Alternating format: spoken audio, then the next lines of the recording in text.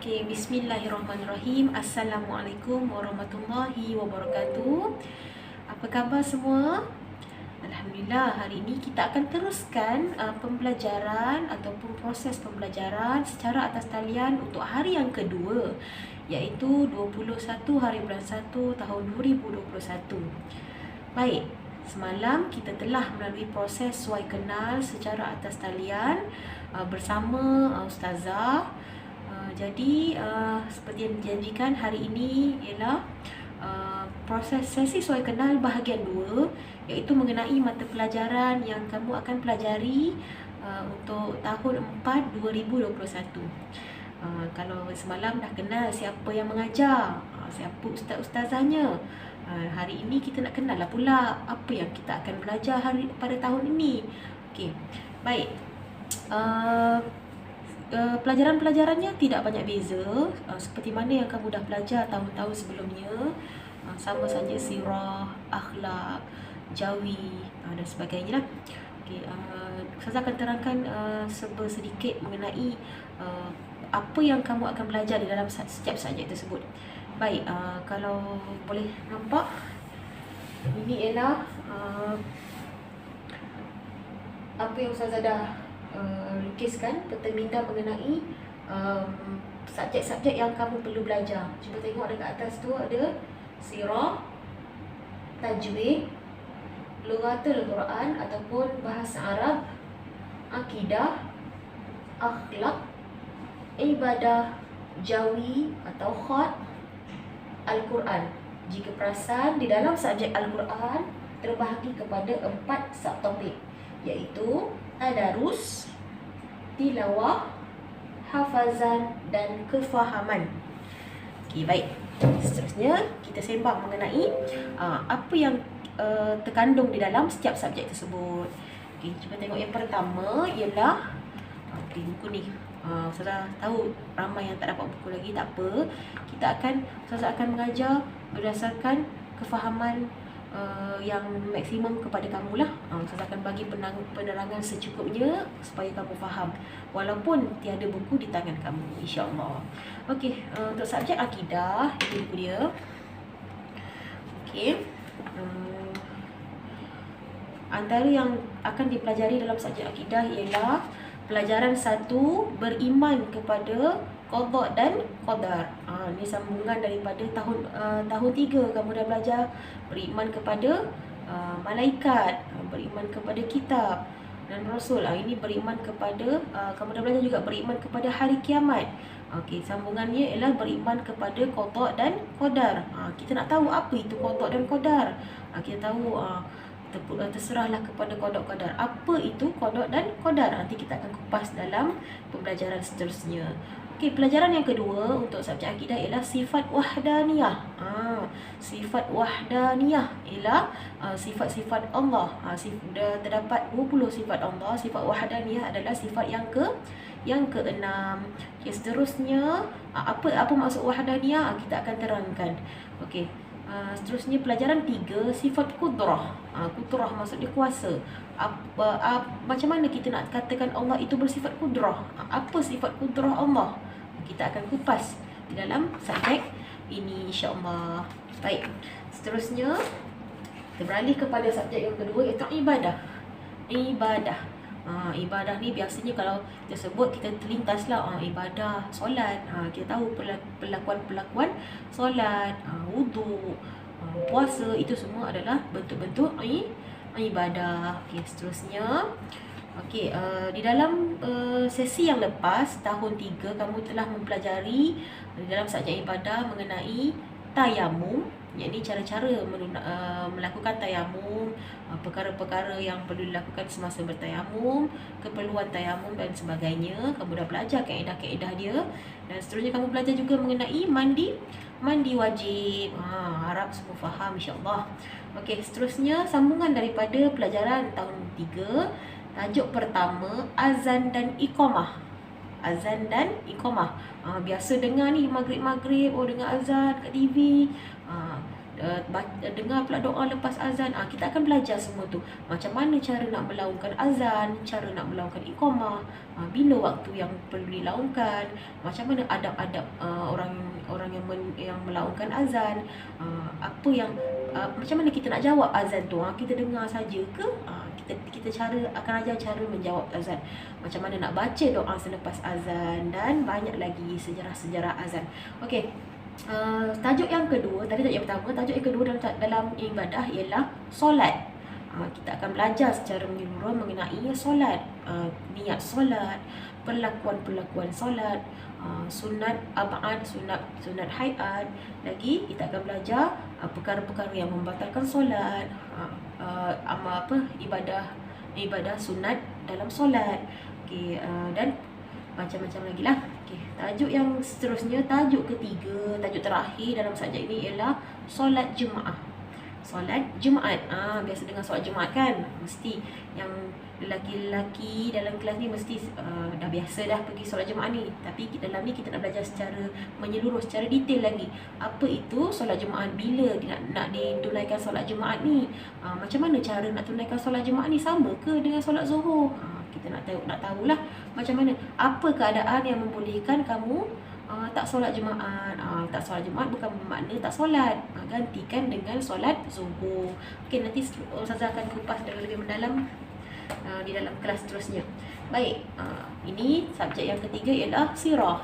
Ini buku sirah, sirah tahun 4. Baik, apa yang kamu akan pelajari di dalam sesi tahun 3, kamu dah belajar mengenai dakwah secara sulit, secara rahsia, dan dakwah secara terbuka. Okey, sekarang ni kita nak belajar mengenai konsep jihad. Konsep jihad dalam Islam. Apa itu jihad? Bila sebut jihad mesti kita ingat perang. Okey, sebenarnya jihad terbagi kepada dua. Jihad akbar dengan jihad asghar. Apa kita kena terangkan lagi apa itu jihad. Saya akan terangkanlah. Okey, seterusnya bila dah cakap jihad tadi mestilah tergambarkan perang. Okey, kita akan belajar mengenai perang-perang yang penting di dalam Islam, iaitu perang Badar, perang Uhud, perang Khandaq, perjanjian Hudaibiyah, pembukaan kota Mekah. Seterusnya pelajaran kedua, kita belajar juga mengenai pembangunan negara Islam, macam mana terbinanya masjid, Masjid Nabawi, Masjid Quba, Masjidil Haram, sejarah macam mana terbinanya masjid-masjid ini dan apa fungsi-fungsi masjid-masjid yang penting dalam Islam ini. Okay, kita belajar juga mengenai pentadbiran, pendidikan, ekonomi, teknologi, hubungan diplomatik di dalam Islam. InsyaAllah kita akan kupas dengan menyeluruh lagi di dalam sesi pembelajaran kita. Okey, seterusnya ialah Jawi, subjek Jawi dan Khot. Jawi, okey, seperti yang kita maklum, kita dah tahun 3 kamu dah belajar mengenai kata pinjaman bahasa Arab, kata pinjaman bahasa Inggeris, lepas tu suku kata terbuka, suku kata tertutup. Lepas tu kamu dah belajar mengenai imbuhan awalan, akhiran, imbuhan apitan. Ustazah harap semua masih ingat lagi. Okey, sekarang kita advance lagi ke depan. Untuk Jawi kita belajar mengenai tanda bacaan. Tanda bacaan. Tanda baca tu macam mana? Tanda seru, tanda koma, tanda soal. Kita dalam ni akan belajar mengenai tanda noktah dan koma. Noktah tu macam mana, macam mana nak letak tanda noktah ni, macam mana nak letak tanda koma. Kita akan belajar. Unit yang ketiga kita akan belajar mengenai tanda soal dan tanda seruan. Bila masa nak letak tanda soal ni, bila masa nak letak tanda seru. Okey, seterusnya tanda noktah bertindih dan tanda pengikat kata. Kita akan belajar cara menggunakan tanda noktah bertindih dan tanda pengikat kata. Seterusnya unit 5 kita akan belajar kaedah menulis khat nasah dan khat sulus. Apa bezanya khat nasah dan khat sulus? Nanti Ustazah akan tunjukkan. Okey, seterusnya kita akan belajar pelajaran yang kedua, menukar teks. Menukar teks Rumi kepada Jawi. Kamu kena tukar teks, kamu akan dapat teks. Macam mana nak tukarkan teks yang berbahasa Rumi. Contohnya kamu dapat cerita pendek macam ni, cerita pendek harimau dan bayang-bayang. Tengok cerita pendek kan bahasa Rumi. Okey, tapi macam mana nak tukarkan cerita ni kepada bahasa Jawi? Kita akan belajar berlatih sampai kamu boleh tukarkan petikan ni, insya-Allah. Okey, seterusnya menukar teks mengikut kaedah khat nasakh dan khat sulus. Tadi kita dah belajar mengenai kaedah khat, kita akan belajar insya-Allah. Dan macam mana kamu nak tukarkan teks tersebut menjadi tulisan khat. Tadi tulisan Jawi saja, ni tambahkan lagi dengan tulisan khat. Okey, seterusnya pelajaran yang terakhir dalam subjek Jawi ialah menulis ayat pendek. Kamu akan mampu, kalau ikut betul-betul pelajaran ni, kamu akan mampu untuk menulis ayat pendek dengan sempurna. Okey, seterusnya, subjek yang seterusnya ialah adab dan akhlak Islamiah. Adab, akhlak, samalah tu, subjek adab, akhlak. Okey, di dalam subjek ini terdapat 7 pelajaran. Okey, pelajaran yang pertama, adab berjalan. Kita akan belajar mengenai adab-adab berjalan. Macam mana nak keluar rumah, nak langkah kaki mana, apa nak dibaca, macam mana adab-adab ketika berada di jalan dan sebagainya lah. Okey, yang kedua, pelajaran kedua, adab ketika bertanya. Macam mana kaedah kamu nak bertanya? Boleh ke main terpa-terpa macam tu? Boleh ke tanya soalan panjang lebar? Kena ada adab ketika bertanya. Pelajaran yang ketiga, adab dalam keluarga. Macam mana nak bergaul dalam keluarga? Macam mana adab kamu dengan abang, adab dengan ayah, dengan ibu. Kita akan belajar insya-Allah. Okey, seterusnya ialah pelajaran 4, adab bergaul dengan jiran. Kat sini kan, dekat sini kan kita duduk berjiran, rapat-rapat jiran. Macam mana kita nak bergaul dengan jiran? Boleh ke bermasam muka saja, buang sampah dekat kawasan rumah jiran? Kita akan belajar boleh ke tak boleh semua tu, insya-Allah. Okey, pelajaran yang kelima, adab menziarahi kematian dan ke kubur. Ini biasa dalam norma kehidupan kita. Kadang ada je dapat berita jiran meninggal, saudara meninggal. Macam mana adab kita nak ziarah jenazah dan ziarah ke tanah perkuburan? Apa yang boleh kita buat dengan apa yang tak boleh kita buat, dan apa adab-adab yang kita perlu ikut. Okey, seterusnya pelajaran ke-6, adab keramaian. Keramaian ni bermaksud kita pergi majlis, kenduri, majlis hari jadi, majlis anugerah, kenduri doa selamat, kenduri kahwin. Apa adab-adab dia? Kamu perlu buat apa? Pakaian apa yang sesuai? Apa kata-kata yang sesuai kamu ucapkan? Kita akan belajar. Okey, seterusnya pelajaran 7, adab berhujah. Yang ni yang paling best sekali lah.